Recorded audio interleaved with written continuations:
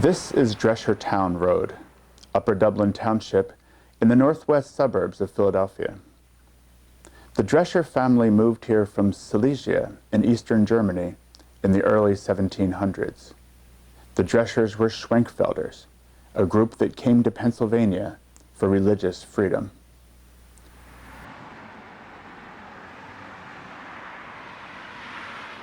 This is the Dresher family cemetery. George Dresher fought in the Revolutionary War and ran a prosperous mill. Dresher was buried here in 1822. About 20 members of his family are also buried here.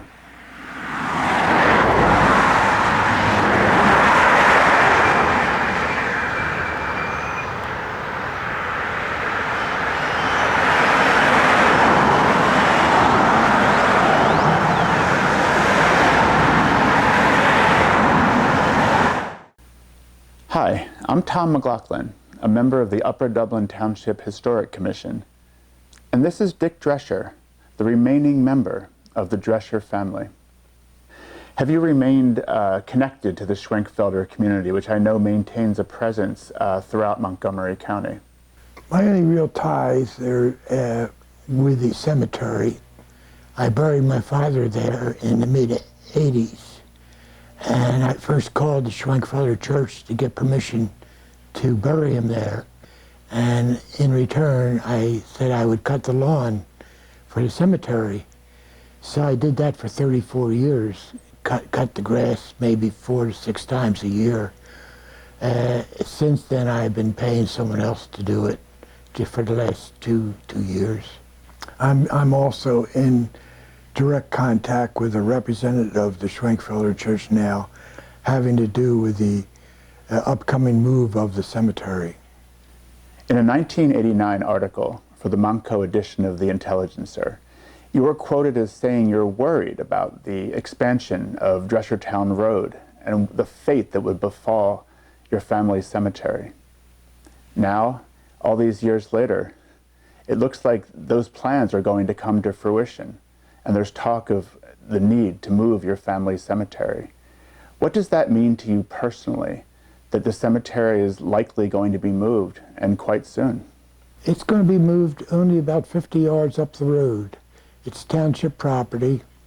The township, in return probably for permission to move it, is going to maintain the cemetery.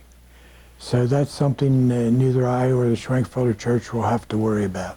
In preparation for the move, they did a radar scan of the graves and located 19 graves through the ground-penetrating radar, all Dreschers.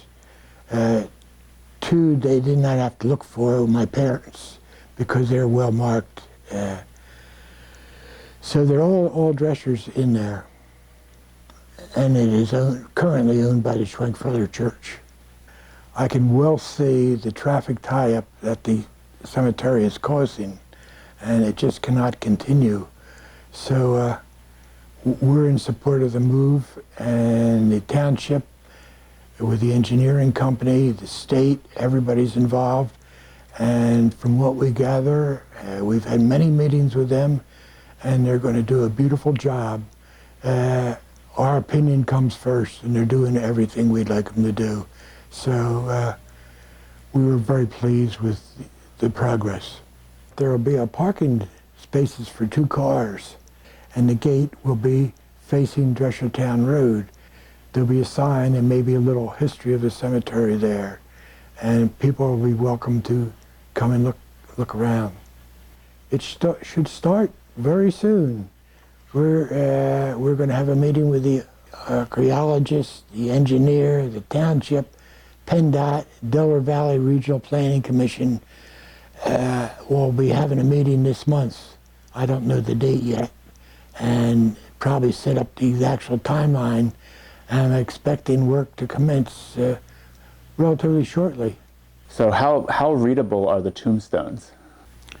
When I first started maintaining the cemetery, the tombstones were somewhat readable.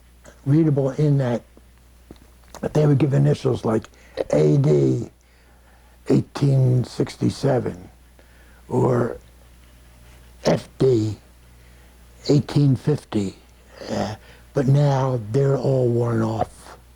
I have a record of what they did say, but I can't identify them. And the kind of the misleading thing about looking at the cemetery, it looked like there's far more than 21 graves in there, because there's headstones and footstones, which is something I learned in the last few years. So there's a lot of stones in there, but they do not all contain separate graves. Pretty solid stone wall that will have to be removed.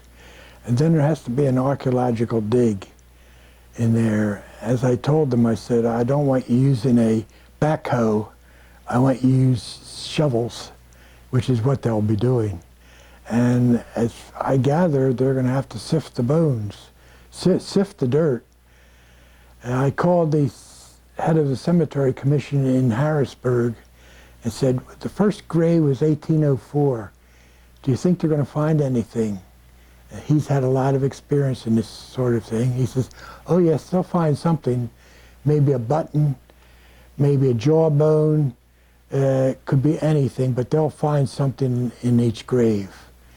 At the same time, the township engineering firm has asked me, what do you want to do with the artifacts that are found? Do you want them?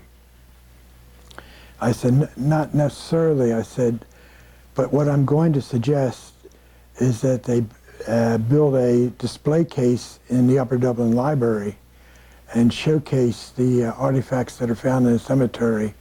I think they would have a wide interest.